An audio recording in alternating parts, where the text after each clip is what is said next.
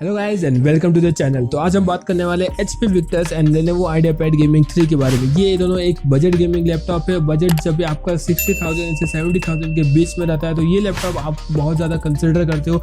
अभी हाल ही में लॉन्च हुआ है HP Victus, तो सबका पॉइंट ऑफ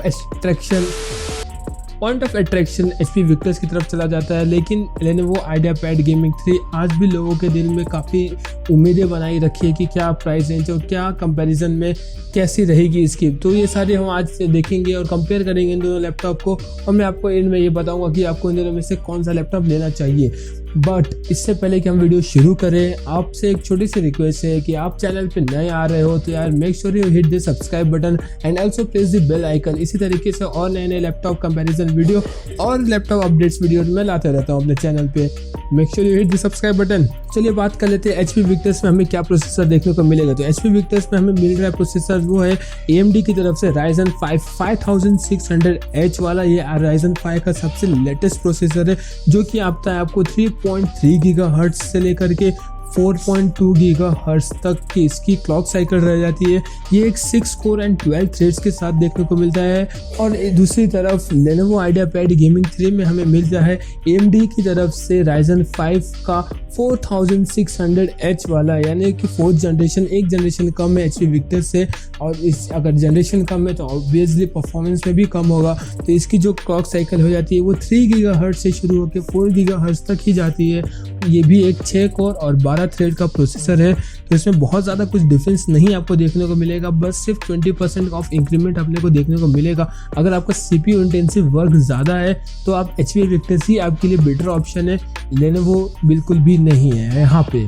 तो अभी बात कर लेते हैं उसकी रैम और स्टोरेज के बारे में। तो रैम हमें मिल रहा है दोनों तरफ सिमिलर रैम देखने को मिल जाती है 8GB DDR4 की 3200 मेगाहर्ट्ज की। But the different in HP Victus and Lenovo IdeaPad Gaming is कि HP Victus को आप अपग्रेड कर सकते हो अप टू 32GB तक, और Lenovo में आप सिर्फ अपग्रेड कर सकते हो इसे 16GB तक ही। और स्टोरेज के मामले में भी दोनों ही बिल्कुल सिमिलर है।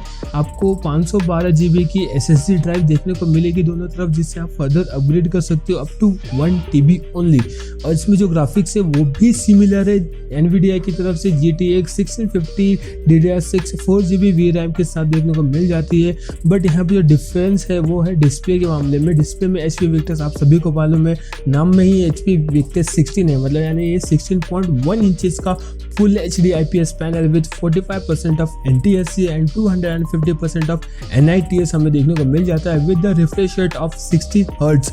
At the same time Lenovo IdeaPad Gaming 3 में हमें मिलता है 15.6 इंचेस का full HD IPS panel with 45% of NTSC and 250% of NITS but with 120% of refresh rate. तो यहाँ पे ये एक एडवांटेज हो जाता है। तो बाकी स्पेसिफिकेशन आपके स्क्रीन पर बैक टू बैक आपको दिख ही रही होगी। आप कंपेयर कर सकते हो कि कौन सा इजीली आपके लिए अच्छा रहेगा और कौन सा बेटर ऑप्शन रहेगा। देखो, अगर CPU इंटेंसिव वर्क है तो ही HP Victus के साथ जाना हमारे साइड बेटर ऑप्शन है। Otherwise Lenovo IdeaPad Gaming is always the best option here. और चलिए मैं बता देता हूँ कि प्राइस क्या रहने वाली है। तो प्राइस हमें बहुत ज़्यादा डिफरेंस देखने को मिल जाता है इन दोनों के बीच में। हालांकि 90% ये लैपटॉप सिमिलर है, but the price here of HP Victus and Lenovo IdeaPad Gaming 3 और first of all we talk about HP Victus। तो HP Victus में हमें मिल रहा है 68,990 रुपीज़ में।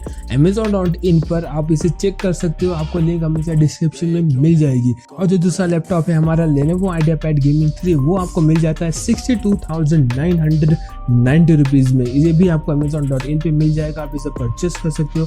अगर Lenovo की ऑफिशियल वेबसाइट से परचेस करोगे तो ये आपको कुछ